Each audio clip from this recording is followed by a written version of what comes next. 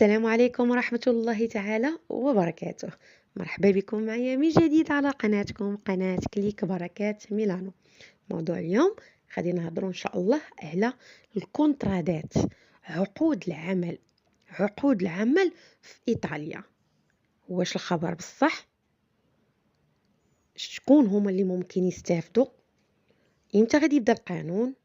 وكيفاش ممكن ندفع الطلب باش نستافد؟ على بركة الله. البارح الاثنين 12/10/2020 في الجريدة الرسمية الإيطالية خرج الإعلان على المرسوم اللي كان تم التوقيع عليه بأن إيطاليا في حاجة ل30,850 عامل أو مستفيد من هذه العقود من خارج الاتحاد الأوروبي. من ضمن البلدان اللي غادي يستافدوا منها مواطنيها من هذه القضية هما وليدات المغرب إن شاء الله.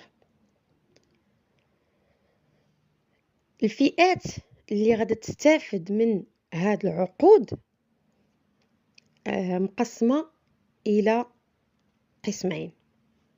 القسم الأول حاطين لافورو سوبورديناتو نون ستاجيونالي، وهنا كنقول الإخوة والأخوات اللي في الاستماع أن العقد إذا كان هكذا أحسن من ستاجيونالي. وهنا غادي نفهمكم علاش نون ستاجيونالي، حيت نون ستاجيونالي بالعربية الناس اللي ما كيهضروش الإيطالية يعني غير موسمي، يعني غادي يعطيك كونطرا باش تخدم. أما الموسمي فانت كيعطيك واحد الفترة محددة كتدخل فيها لإيطاليا، فيزا ديال الدخول ديال إيطاليا فترة محددة كتأدي هذاك العمل وكتخرج.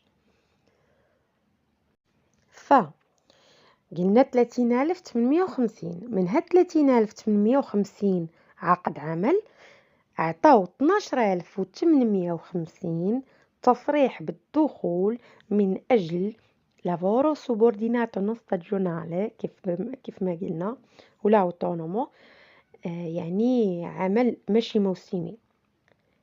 6,000 منها غادي تكون من أجل العمل في ميدان النقل، يعني مثلا الشيفورات ديال الرموك ديال الكاميون. هنا بغيت نشير واحد النقطة، أن الإخوة والأخوات اللي في المغرب خاصهم يعرفوا أنك ملي كتجي لإيطاليا باش يعترفوا لك بالبيرمي ديال المغرب خاصك تكون حصلتي عليه 2 قبل ما دير أول شهادة سكنة بإيطاليا.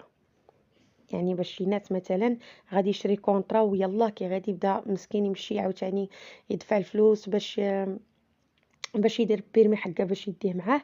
هاد النقطة خاصكم تعرفوها. كذلك هاد 6,000 عقد عمل في ميدان قلنا النقل، ميدان البني، ميدان السياحة، وميدان الوطيلات، وماشي غير المغرب كيف قلنا ولكن هناك عدة دول. 12,850 ناقص 6,000 غادا تبقى لينا 6,850. 6,850 شكون اللي غادي يستافد من هاد 6,850 عقد عمل؟ غادي يستافدوا منها الناس اللي كملات قرايتها، عندها واحد تكوين دايره شي تكوين، دايره شي دراسات، وغادي تجي حتى هي بعقود عمل باش تساهم مثلا مع شركات او في مشاريع. كنأكد الإخوة والأخوات أن هاد الكونتراتو دي لافورو سوبورديناتو نون ستاجيونالي كيبقى أحسن من هذيك الفئة الثانية اللي غادا نذكر دابا.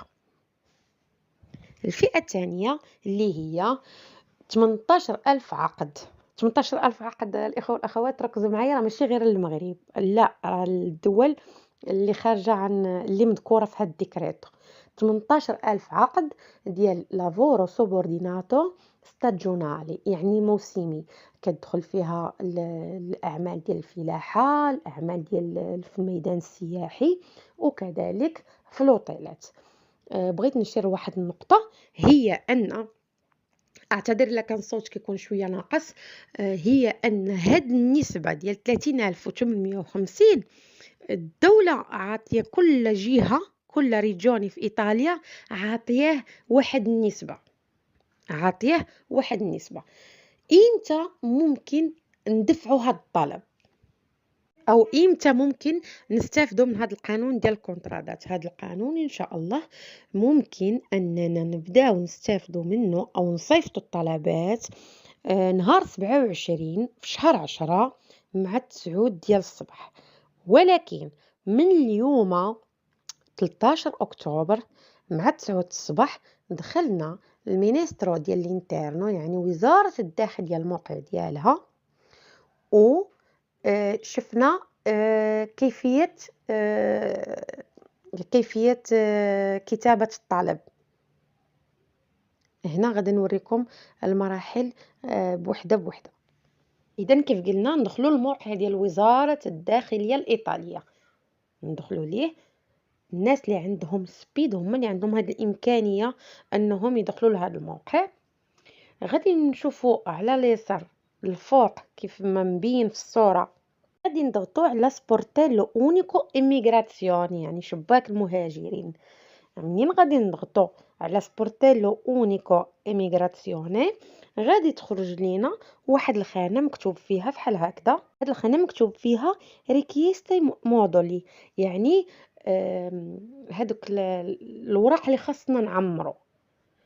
منين كتضغطوا عليها غادي تخرج لنا واحد الصفحه فيها جميع انواع ديال الطلبات، لان كل واحد النوع ديال الطلب اللي غادي يقدم. غادي نلقاو المودولو تشي او سي اللي هو طلبات ديال العقود الموسميه. غادي نلقاو من بعد غادي نلقاو مودولو هذا كيتعلق بالخدمه ديال الديور، يعني دوميستيكو، يعني خاص هادوك اللي غادي يتقدموا بهذا الطلب يكون الاصل ديالهم ايطالي، في غالب الوقت الناس ديال امريكا اللاتينيه.